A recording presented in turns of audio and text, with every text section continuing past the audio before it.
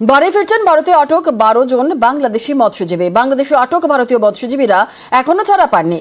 কাকদ্বীপের 95 জন মৎস্যজীবীর অপেক্ষায় তাঁদের পরিজনরা।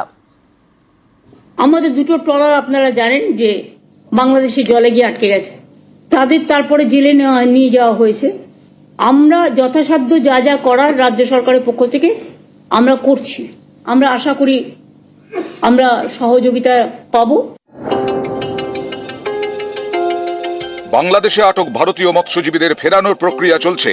এরই মাঝে মুক্তি পেলেন ভারতে আটক বাংলাদেশের 12 জন মৎস্যজীবী। মঙ্গলবার তাঁদের ডায়মন্ড হারবার জেল থেকে ছেড়ে দেওয়া হয়। 3 মাস আগে জলসীমান্ত পেরিয়ে ভারতে ঢুকে পড়েন বাংলাদেশের মৎস্যজীবীরা।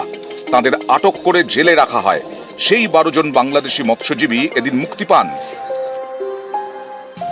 আমরা বাংলা সরকারের কাছ থেকে উপকৃত হয়েছি এবং আমরা বাড়ি ফিরতেছি এবং বাংলায় যারা আমাদের বাংলাদেশে যারা মৎস্যজীবী আটক আছে তারা যেমন তাদের বাড়ি ফিরতে পারে, আমি সেই আশাই কামনা করি। যে আমিও চাই যে তারা তাদের বাড়িতে দ্রুত ফিরে আসুক।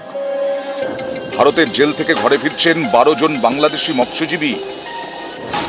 আর বাংলাদেশের জেলে আটকে 95 জন ভারতীয় মৎস্যজীবী, প্রত্যেকেই দক্ষিণ 24 পরগনার কাকদ্বীপের।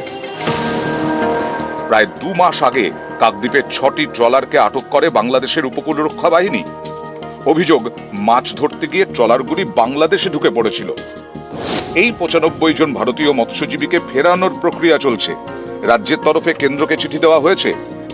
বাংলাদেশের লোকগুলোকে ছেড়ে দিয়েছে আজকে। তো আমরা চাই বাংলাদেশের ভারতের সরকার আমাদের হাজবেন্ডেরা যখন বাংলাদেশে আটকেছে ওরা যেন ছাড়া পায়। আমাদের পরিবারে যা আছে সংসার চলতে খুব কষ্ট হচ্ছে। আজকে 3-4 মাস ধরে বাংলাদেশ সরকার যেন আমাদেরকে যেন একটু হেল্প করে, কোনো রকম যেন লোকগুলো যেন তাড়াতাড়ি চলে আসে।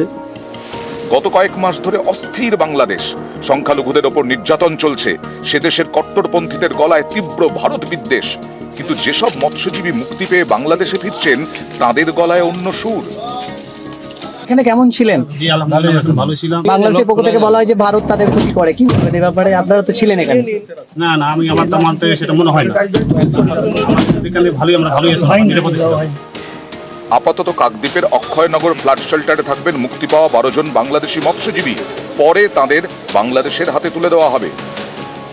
আনিসুদ্দিন মোল্লা এবং বিশ্বজিৎ হালদার, নিউজ 18 বাংলা।